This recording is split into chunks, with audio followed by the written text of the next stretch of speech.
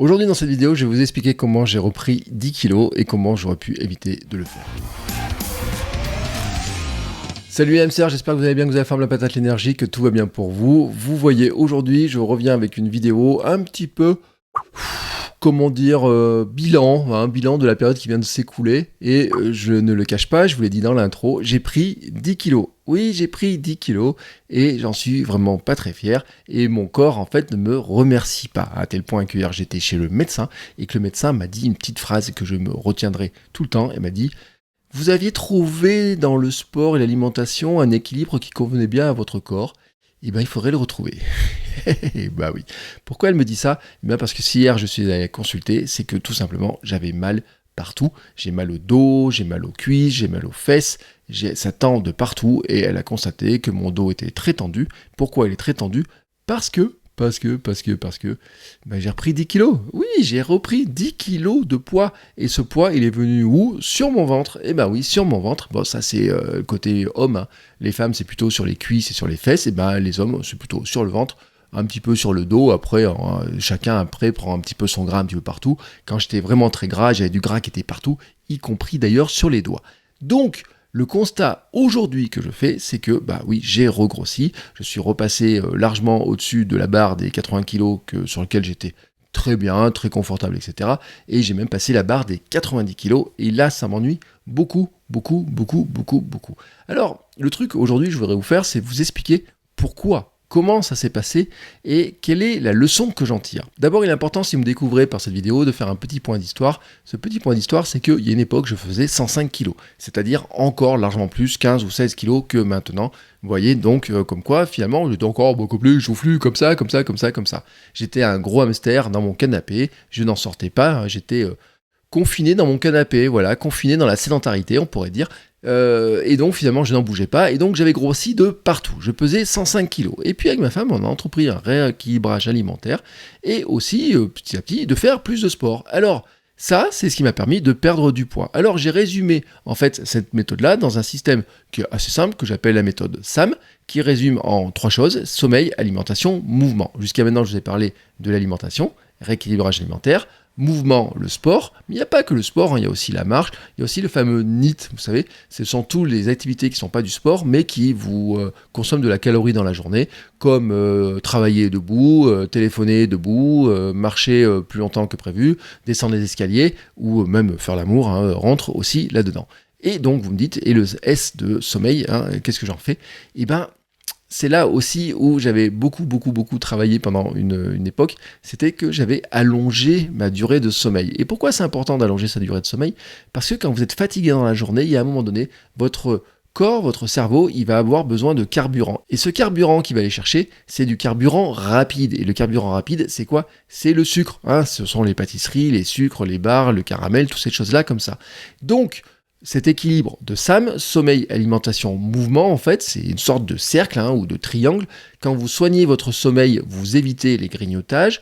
Quand vous soignez le mouvement, vous brûlez de la calorie. Quand vous soignez l'alimentation, vous évitez de surcharger votre corps en calories, en gras, etc. Et donc, l'ensemble fonctionne, hein, en plus, parce que quand vous bougez, d'ailleurs, vous avez des chances d'être plus fatigué le soir parce que vous avez fait plus de sport. Quand vous mangez mieux, le sport va devenir plus facile. Quand vous dormez mieux, le sport est plus facile, l'alimentation est plus facile, vous évitez les grignotages. Donc tout fonctionne ensemble. Voilà, c'est simple, hein, c'est simple à appliquer. Une fois que vous avez trouvé un petit peu la combinaison de tout ça, ça vous fait un nouveau mode de vie. Et moi, ce nouveau mode de vie m'a permis de descendre de 105 kg à 78 kg au départ de mon marathon de Paris. Bien sûr, tout ça est tombé par terre. Et je vais vous expliquer exactement pourquoi. L'an dernier, je vais pas vous apprendre un grand truc, on a eu le confinement. Pendant le confinement, je n'ai pas fait de sport en dehors de la maison, je ne suis pas sorti, ou très peu, à part pour faire quelques courses, et donc je n'ai pas couru. À la reprise, après le confinement, j'ai eu une petite douleur au mollet, hein, qui est venue, donc ça m'a fait une petite pause. Après, pendant l'été, j'ai bien couru, j'ai préparé mon swimrun. Septembre, swimrun sans problème, et début octobre, j'avais mon trail anniversaire, hein, pour mon anniversaire. Voilà, c'est un petit cadeau que je me paye un trail anniversaire, donc je m'étais payé un 28 km. Là, je commençais un petit peu à avoir un petit peu de mal, à sentir un petit peu la fatigue. Quand on arrivait sur l'automne, hein, mon anniversaire est en octobre, bon, on arrivait sur l'automne, J'avais fait un épisode de podcast d'ailleurs dans lequel j'ai expliqué que en automne on commence à avoir de l'énergie qui baisse et que c'est totalement logique. Et donc j'avais dit je vais faire une bonne pause. Donc après on est arrivé sur la pause, décembre la pause, etc.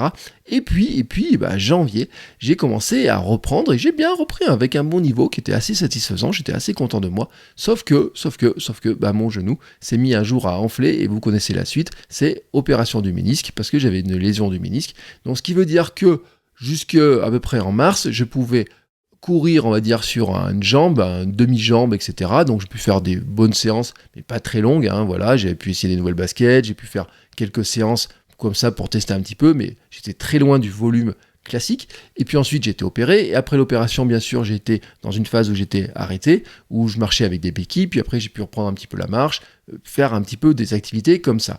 Mais le problème, en fait, ce laps de temps, c'est que il y a un truc auquel je n'ai pas fait du tout attention, c'est quoi? C'est mon alimentation et le sommeil non plus, d'ailleurs, il faut le dire.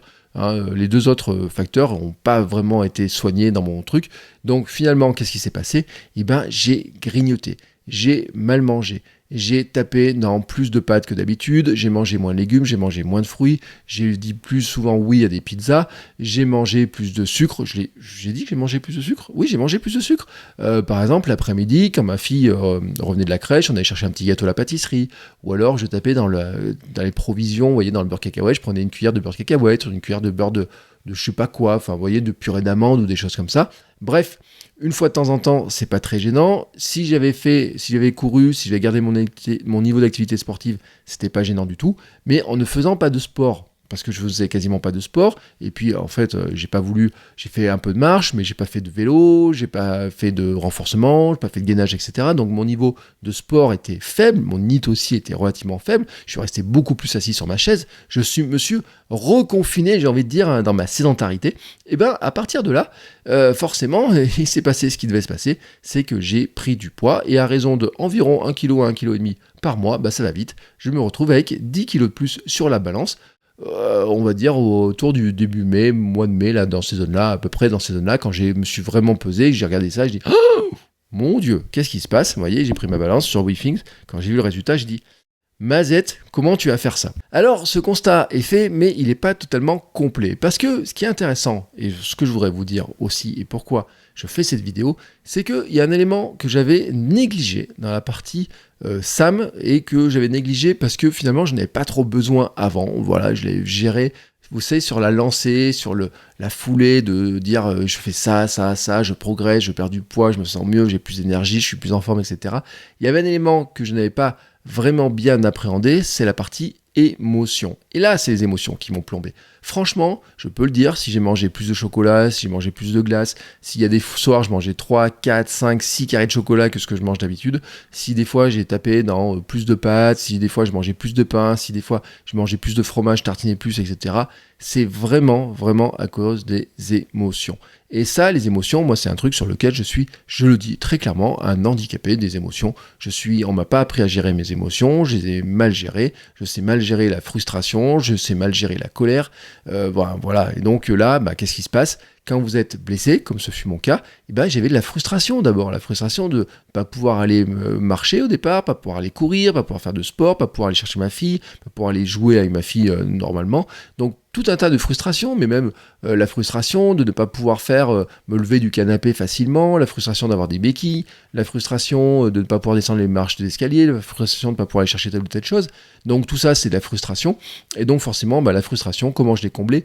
Un peu comme je la comblais quand j'étais plus jeune, un peu comme je la comblais quand j'étais un gros, tout simplement. Comment? En allant taper dans la bouffe. Donc finalement, le gros problème que j'ai eu, c'est que mes émotions, je les ai mangées, comme on dit, j'ai mangé mes émotions en allant grignoter, en mangeant plus, en prenant tout un tas de choses qui me faisaient plaisir, de la pizza, des gâteaux, moins de légumes, etc.